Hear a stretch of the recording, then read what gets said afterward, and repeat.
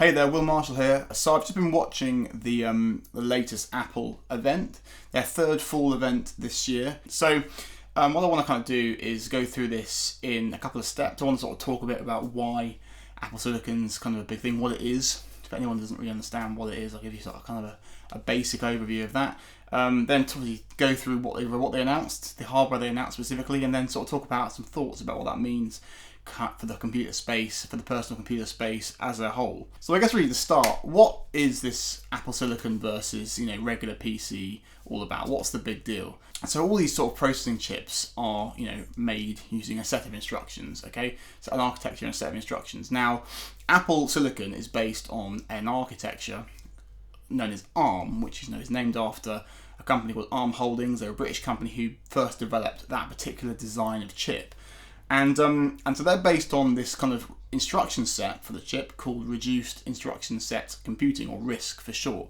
Now this essentially differs from kind of what a regular PC might use. This is called Complex Instruction Set Computing, or CISC. So I don't really want to go into too much detail about what the differences here are between ARM and regular x86 Intel architecture, but essentially what it boils down to is you've got RISC computing was kind of known for its power efficiency, low cost, so that it could run on small, cheap devices like smartphones, tablets, that sort of thing. And that's kind of where ARM processors have been predominantly used over the years, right? You see them all over the place. They're in sort of like almost every smartphone in the world. Tablet computers as well. Internet of Things. Your TV will have an ARM chip in it.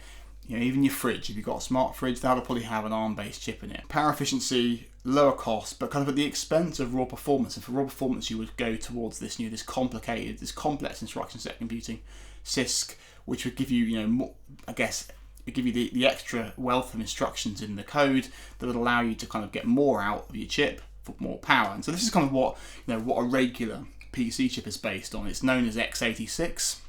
Which, fun fact, I didn't know this, but that's named after the original kind of Intel 8086 processing family that that architecture was built around. And so there's a bunch of successors. All of them had 86 at the end, and so the phrase x86 was coined. So so why did Apple want to do this? Well, it's been they've been making their own chips for quite a while. So Apple first made an Apple Silicon chip for the iPhone, original iPhone, back in 2007, and then kind of the more familiar A series chips that they quote whenever they go to an Apple event.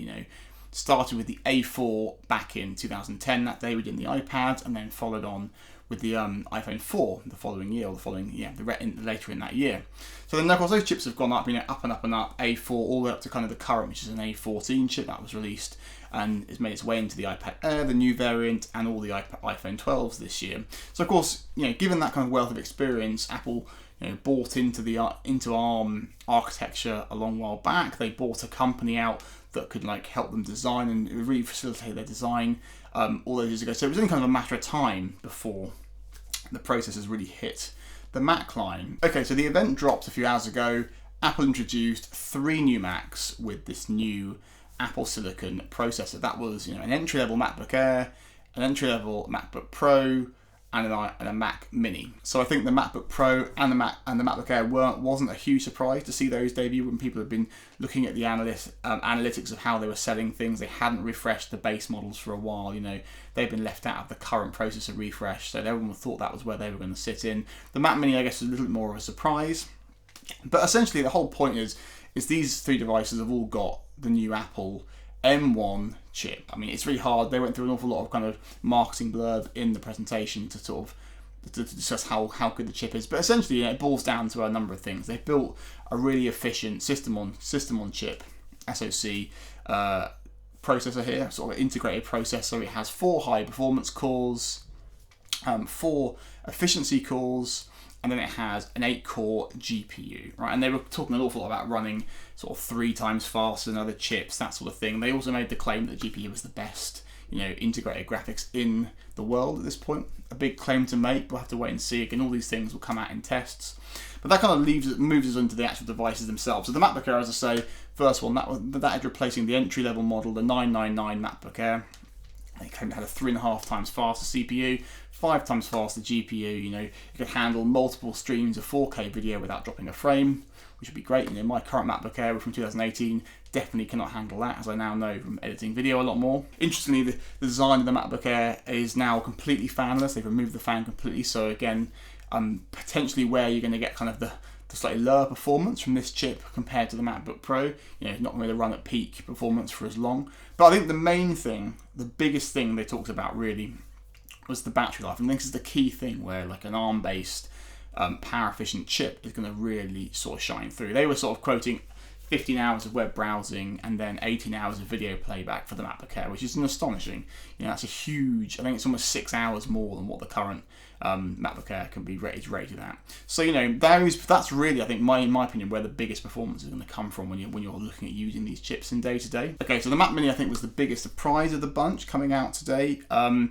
Again, there's not a huge amount more to say. It has the same chip, this M1 chip. All three of the devices have the same M1 chip. Apple were touting it as being 5 times better than its kind of rival in that desktop class, or small form factor rival, which I think was an HP, some sort of HP Tower PC, which again, all these metrics are a little bit, you know, take with a pinch of salt. We won't know much more, we won't know more until they start getting these into the real world and doing some real world tests on it.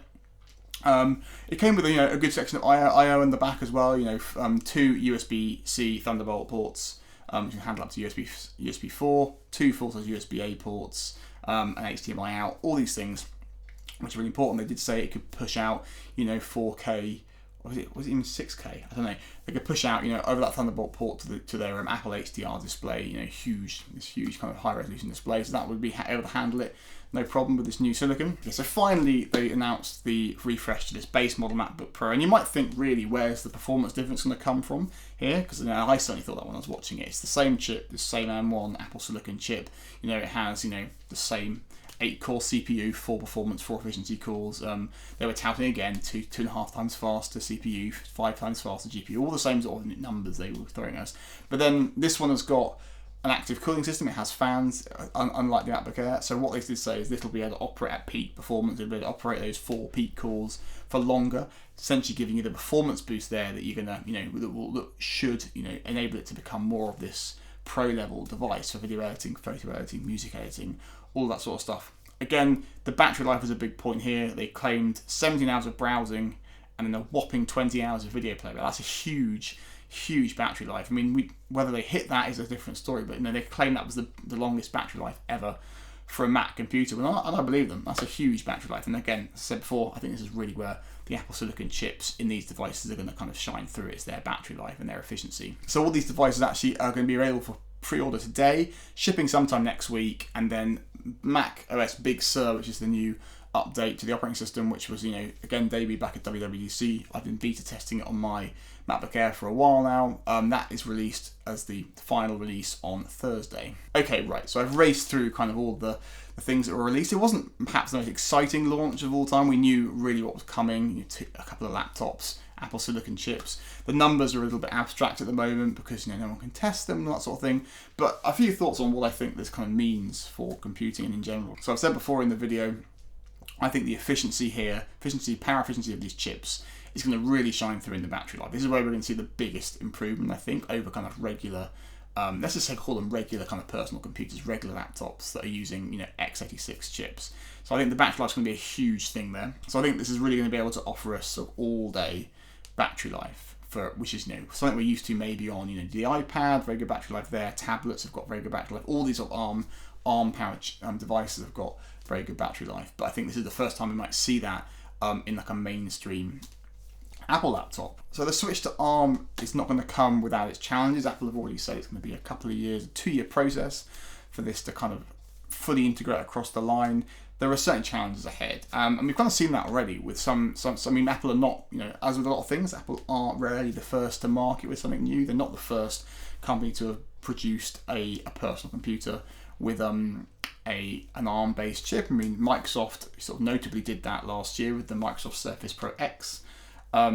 which had a Qualcomm-powered ARM-based chip in it. And again, we kind of learned from that things on that device were, whilst it was very efficient, light, it had good battery life, but it didn't have great performance. The performance really was a hit. It was limited by what Windows could do running on ARM versus x86. The emulation wasn't really there. You had a bit of 32-bit emulation, but not, I think, even 64-bit Pro application emulation was sort of non-existent. So it's very limited. Do we expect to see the same thing with Apple's attempt? I kind of think I tentatively say no. I think because I think the one thing Apple have got is this is very, very tight integration here between the software and the hardware. They design the chips and they design the software. They engineer the software to work on these chips really, really well, and they can squeeze every ounce of performance out of them. And we see this all the time with their mobile phones and their tablets, right? The iPad Pro, the iPad Air, all the iPad line have got this Apple Silicon in them. And whenever you see people benchmarking these things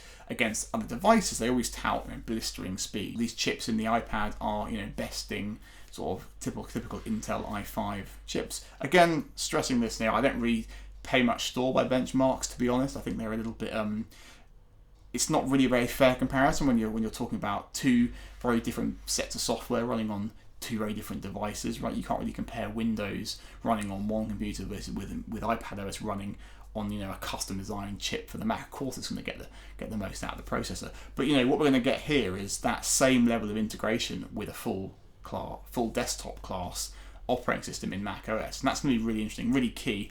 Obviously, Apple have got a great suite of applications themselves. They've already prepped for the new Apple Silicon, so that they will all work out of the box really well. Again, developers will then have to sort of do the same and update their apps going forward. Now, I guess this is kind of where things are going to be a little bit more interesting and complicated, right? Because obviously, I did some research today. So Apple only have about 17% of the PC market share. That was January of this year, which is not a lot. Windows has 77%, and there are others, Chrome OS, various other applications that have make up the rest. But 17% of the market share is Mac.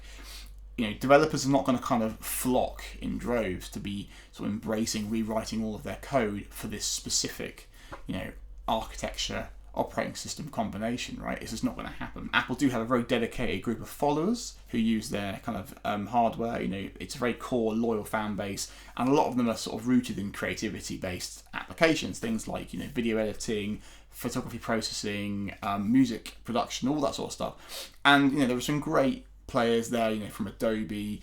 Obviously, Microsoft do some fantastic stuff with their Office suite and productivity suite, Pro Tools, all these various things for music production and such. And so I think developers for those softwares will want to really get on board early. And I mean, in the presentation, Apple already discussed that Microsoft. Back in June, they said Microsoft has already got on board with this, building versions of Office for the Apple Silicon, and then also Adobe promising to do the same with, I think they said Lightroom is coming up first towards the end of the year, and then Photoshop beginning of next year. We'll have to wait and see. Famous last words. They made some bold claims about a full Photoshop for the iPad back when my 2018 iPad Pro was released, and we haven't really seen that. And of course, finally, the one other thing that we haven't really mentioned is that because these computers are now essentially going to run on the same set of same architectures that all of the iPad and the iPhone run on, then in theory the software is all kind of based on the same core set of instructions.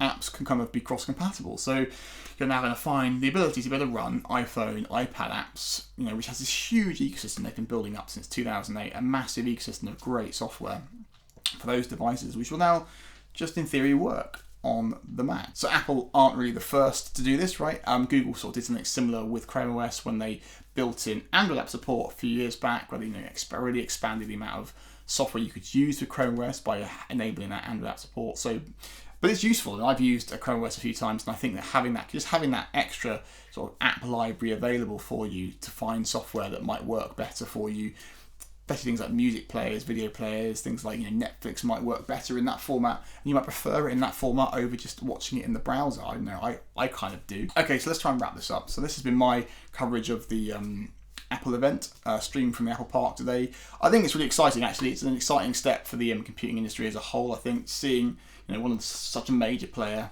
in the industry as Apple taking this step and really kind of driving this step, and I think they will drive it over the next 2 years. They're normally pretty kind of religious when it comes to making a decision. They just go with it.